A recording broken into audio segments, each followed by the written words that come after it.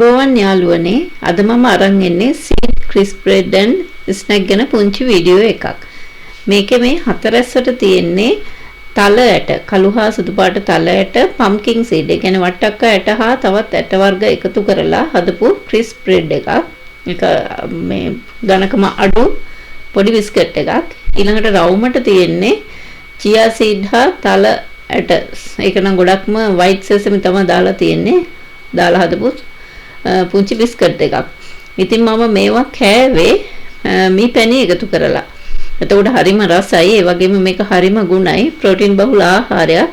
ඒ වගේම තමයි මේ දියවැඩිය වගේ සුගර් කන්න හොඳ නැති අයට කන්න පුළුවන් පෝෂ්‍යදායී බිස්කට් එකක් තමයි මේක. ඉතින් ඔයාලා බිස්නස් එකක් කරන කෙනෙක් නම් මේ විදිහට හදලා මුළු ලංකාව පුරාම බෙදා හරින්න පුළුවන්. ඉතින් මේ වගේ තවත් පුංචි වීඩියෝ අරගෙන මම එනවා. දිගටම මාත් එක්ක රැඳිලා ඉන්න, subscribe කරලා තියාගන්න.